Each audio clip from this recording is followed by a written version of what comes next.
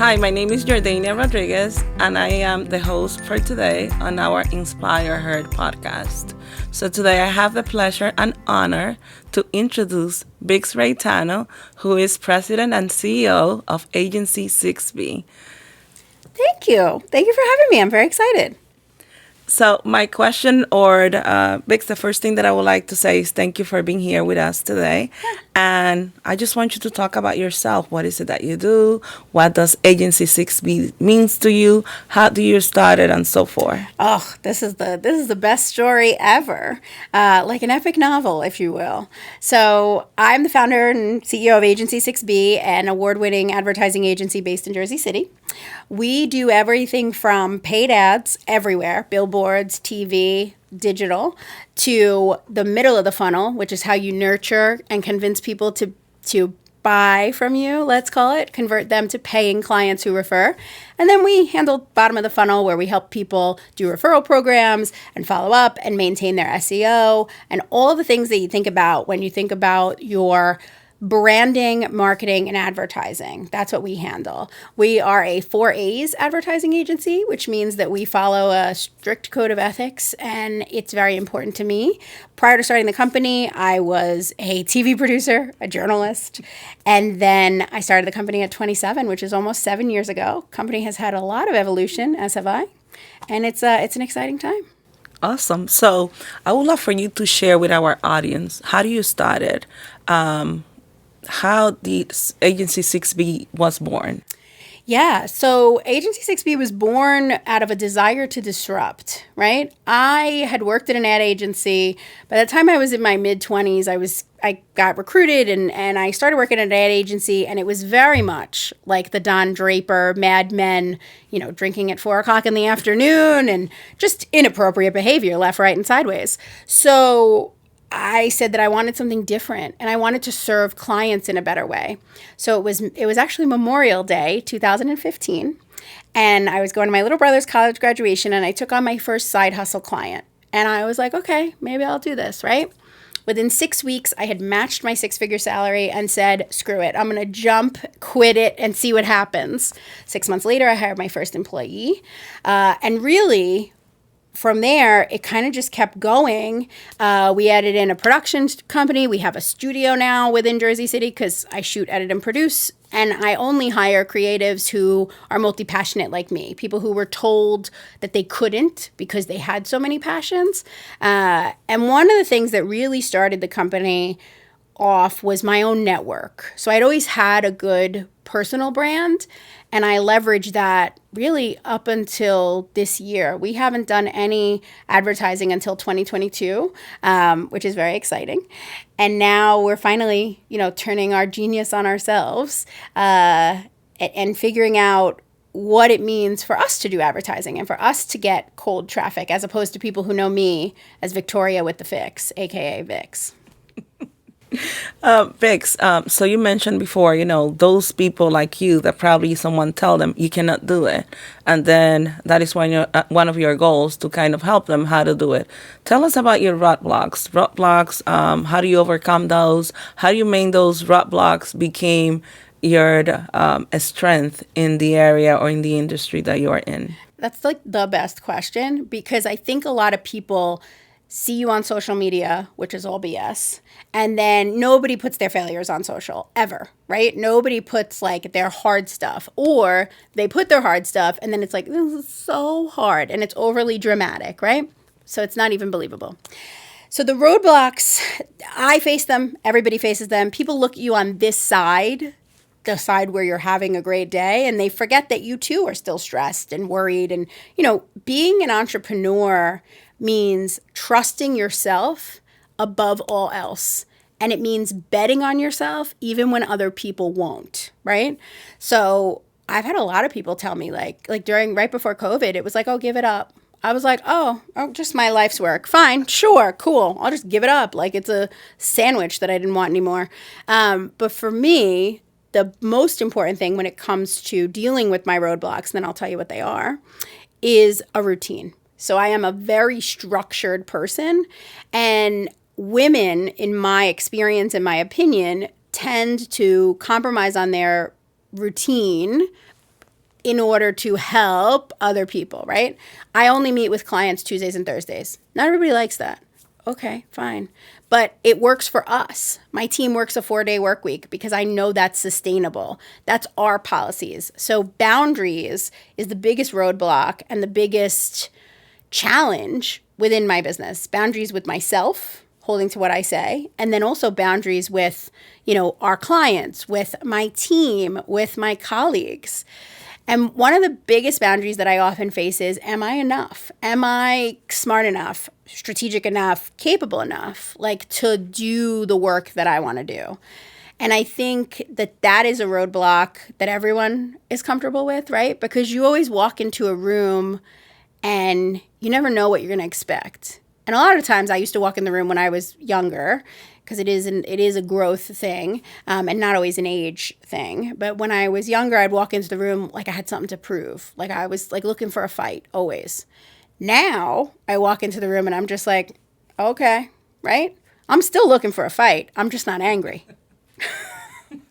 I love telling men they're wrong. Oof, it is my fuel. It's my favorite thing.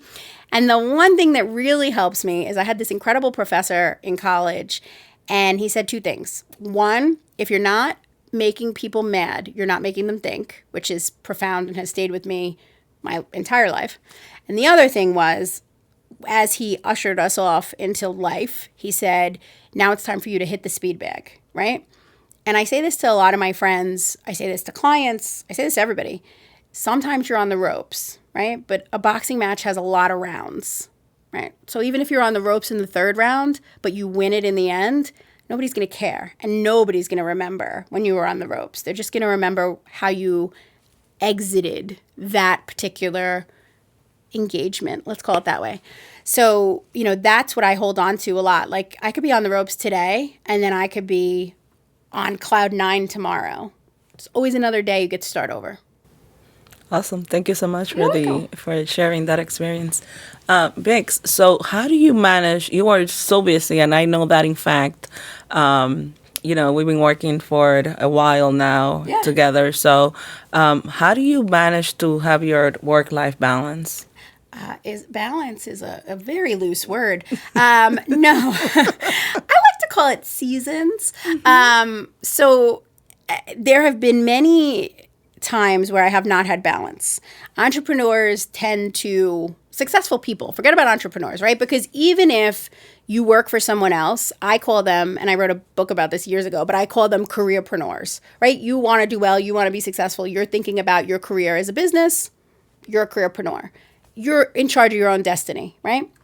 So anyone who is driven has a little bit, I say creatives live on the edge of crazy, and we are creative people. So to me, what that means is, I use my manic periods as growth, right? I use that period where I'm so focused as, all right, how do I leverage this? As I have gotten post-COVID, just like everybody else, right, I am much more intentional about my rest and my downtime. And I protect that even more fiercely than my periods of work. So one way that I keep work-life balance is that I have a cutoff every day. Sometimes I do, fully admit, I miss the cutoff, but I set an alarm for 5:45 p.m. because that is my and literally the alarm on my phone says, you are worthy of rest. To remind myself, listen, future you has to take care of you today. I mean, that's it. No one else is going to take care of you. Whether or not you have a partner, whether or not you have, kids, dog. I mean, Fiona is my little sidekick, my French bulldog, but she needs to be walked and all the things, right? So she still needs my effort, and she requires that I take the time to say, I'm going to be intentional about how I'm going to live, right? My alarm in the morning, my first alarm of the day, says that I'm allowed to invest in my health, because working out is something that often I would put to this. I mean, I have a crazy workout regime, but I would often say all right, well, make it up this day or whatever. So, really keeping the work-life balance is looking at your calendar and being realistic about what you can accomplish and also what actually matters. So another friend of mine said the other day, every heartbeat you have is the last one that you'll one less that you'll experience. And if we all thought about that a lot more, we'd do things so differently, right? So when I get really stressed, I do think about that. My grandmother died suddenly a week before I opened up our new office last year. And, I thought about it. I was like, I spent the last conversation with her sitting at my desk, talking to her about all the things, right? But I was at my desk on a Saturday morning. So this year, I'm being a little bit more intentional about like not working on the weekends and, doing that. But if creativity strikes you, sometimes you got to, jump into it. The other part of how I really manage work-life balance is I read this book years ago, and I try to read it every so often. It's called 168 Hours by Laura Vanderkam, and I'll get you the links for the show notes. And it talks about the 1 hour blocks that you have in a week.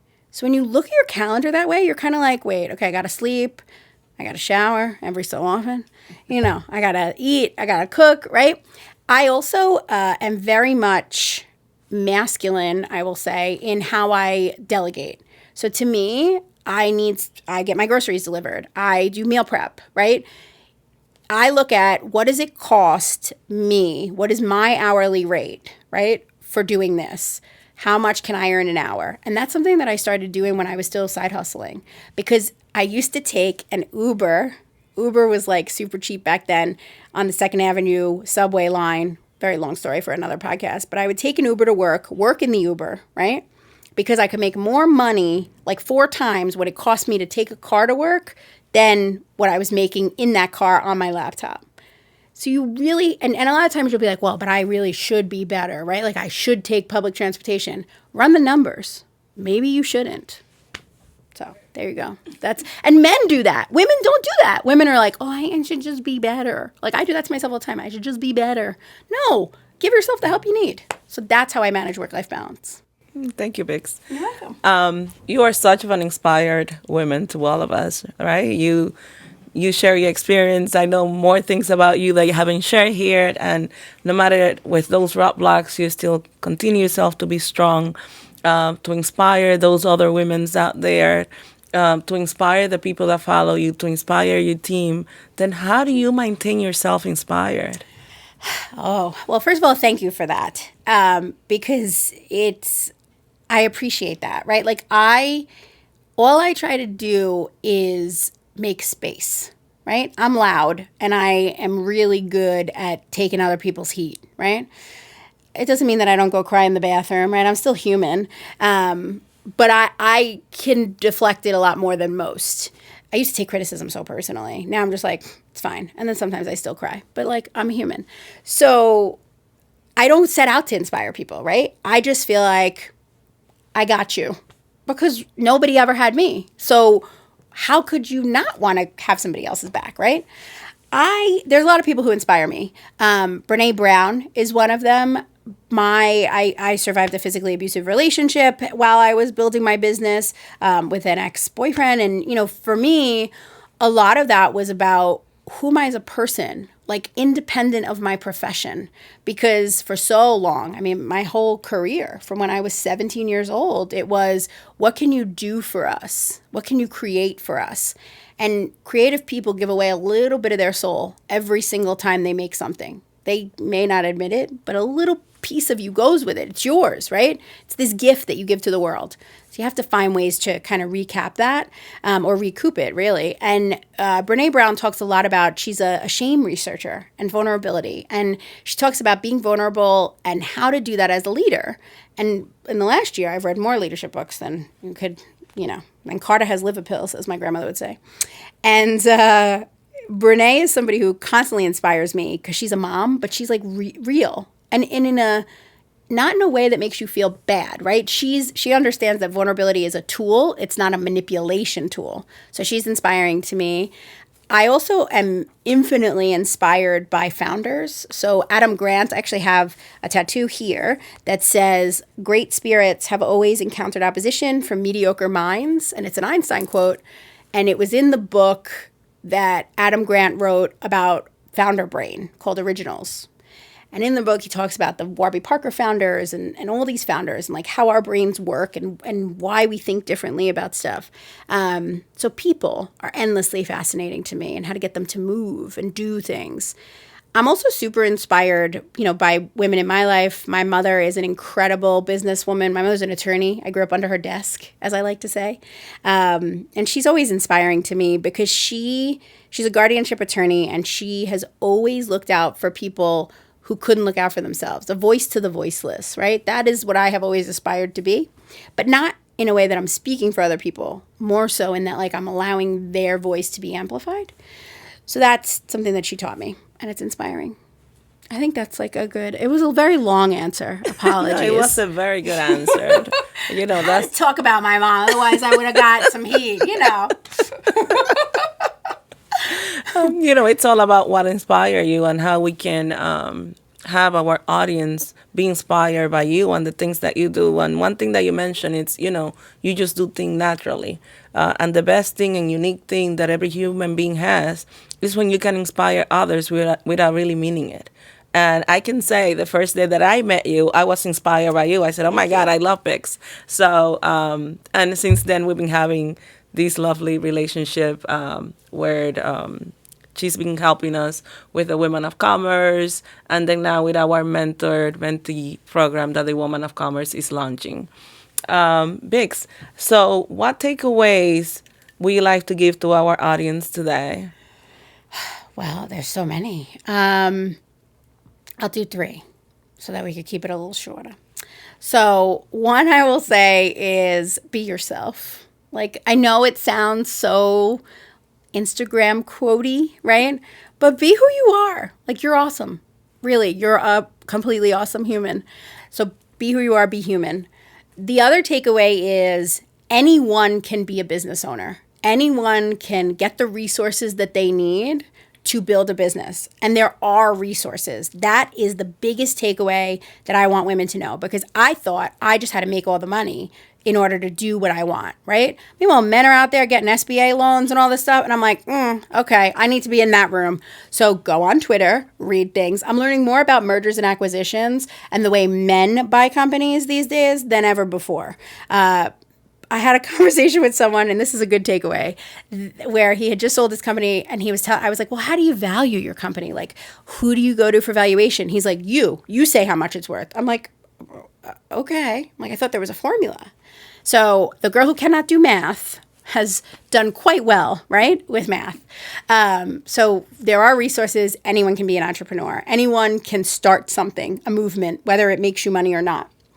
And then the third piece is you as a human matter. So, and that's a little bit different from being yourself, because a lot of times we think about our profession, I am a lawyer, a mom, right? All our titles, but you, the person, like when I talk about myself, it's me, Victoria, right?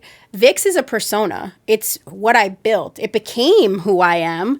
But before I was comfortable enough personally to step into that, I just built it. So, you though, your core still has to be connected to your values. And that's another thing from Brene. Like Brene's book, Dare to Lead, talks about how as a human being, you have values. They're your professional values and they're your personal values. But you can only have 2, because otherwise, if everything matters, nothing matters. So I have been doing the work to get my 6 down to 2. The company may still have 6 because we're Agency 6B. It's like a whole branding thing. Love Brene, but still going to do it my way. But personally, I want to highlight that. So the takeaway is you at your core being authentic, and that's a word that's way overused, but being that to yourself will allow you to have the true abundance and success that you want. I think those are pretty good takeaways. Yes, I think I agree with you 100%, Vix. Thank you. So I would like to end this conversation today by saying thank you so much for being here with us, Victoria. Thank you. So now we know that Vix is Victoria, which in Spanish, Victoria in English just means victory. Mm-hmm. So it actually goes very well with your name and what you do. Thank you. And I would love to invite our audience to follow us on our social media pages, Instagram, Facebook, LinkedIn. Also follow the Women of Commerce, which is part or kind of the brain behind Inspire Her Podcast. So please follow us. Thank you so much for being here today. Thank you so much for listening to us, and have an awesome rest of the day.